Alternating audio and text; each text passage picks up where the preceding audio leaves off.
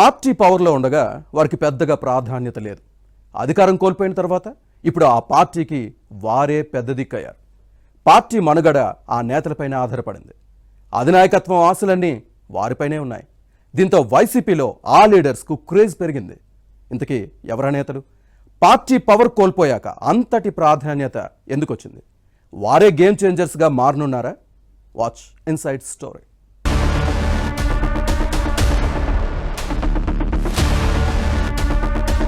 సాధారణ ఎన్నికల్లో ఘోర పరాజయం పాలైన వైసీపీకి అసెంబ్లీలో వాయిస్ వినిపించే అవకాశం లేకుండా పోయింది. కేవలం 11 సీట్లకు పరిమితమైంది. ప్రతిపక్ష హోదా కూడా లేదు. దీంతో పార్టీ అధినేత జగన్ అసెంబ్లీకి హాజరు కాకపోవచ్చని టాక్. మిగిలిన ఎమ్మెల్యేలు హాజరవుతారా లేదా అన్న అంశంపై స్పష్టత లేదు.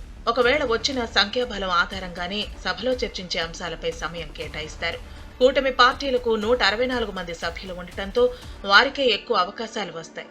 దీంతో అసెంబ్లీలో వైసీపీకి తన వాయిస్ ను వినిపించే అవకాశం అంతంత మాత్రమే. ఈ నేపథ్యంలో శాసనమండలితో తమ వాణి వినిపించాలన్న ప్లాన్ లో ఫ్యాన్ పార్టీ అధినాయకత్వం ఉంది. అందున గుంటూరు జిల్లా నుంచే ఎక్కువ మంది ఎమ్మెల్సీలు ఉండటంతో పార్టీ హైకమాండ్ వారిపైనే ఆశలు పెట్టుకుంది. ఎమ్మెల్సీలతోనే షో నడిపించాలని చూస్తోంది.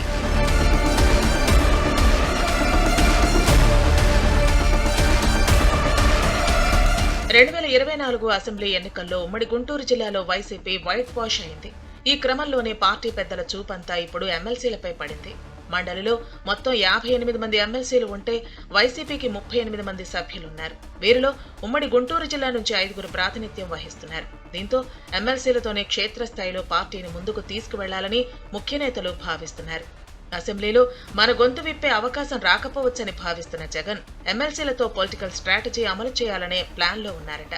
అటు మండలితో పాటు ఇటు బయట కూడా పార్టీ తరపున పోరాడాల్సిన బాధ్యత ఎమ్మెల్సీలపైనే ఉంది. వీరిలో జగన్ కు అత్యంత సన్నిహితంగా ఉండే లేళ్ల అప్పిరెడ్డి, మర్రి రాజశేఖర్ వంటి నేతలు ఉన్నారు.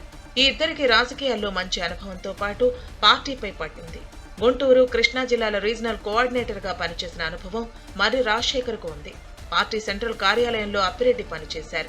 దీంతో వీరిద్దరిపై జిల్లాలోని నేతలు ఆశలు పెట్టుకున్నారు.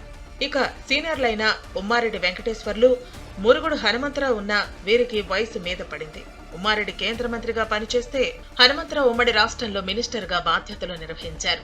కానీ వయసు రీత్యా అంత యాక్టివ్ గా పార్టీ కార్యక్రమాల్లో పాల్గొనే అవకాశం లేదు.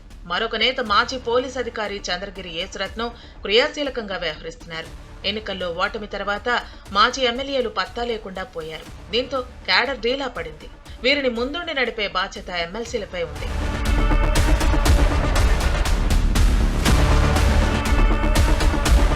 ఎమ్మెల్సీలకు ప్రోటోకాల్ ఉంది. దీంతో వీరి ద్వారానే పాలిటిక్స్ నడపాలనే ప్లాన్ లో ఫ్యాన్ పార్టీ అధినాయకత్వం ఉంది.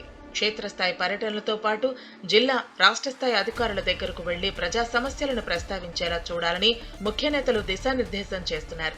ఉమ్మడి గుంటూరు జిల్లాకు చెందిన మరో ఎమ్మెల్సీ జంగా కృష్ణమూర్తి ఎన్నికలకు ముందే టీడీపీలో చేరారు. అయితే వైసీపీ ఎమ్మెల్సీ మండలిలో విప్ లేళ్ల అప్పిరెడ్డి ఫిర్యాదుతో ఈయనపై శాసనమండలి చైర్మన్ మోషన్ రాజు అనర్హత వేటు వేశారు.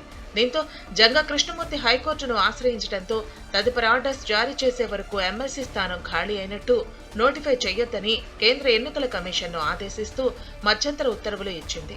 దీనిపై కౌంటర్ దాఖలు చేయాలని లేళ్ల అప్పిరెడ్డి మండలి చైర్మన్ మోషన్ రాజుతో పాటు శాసనమండలి కార్యదర్శికి నోటీసులు జారీ చేసింది.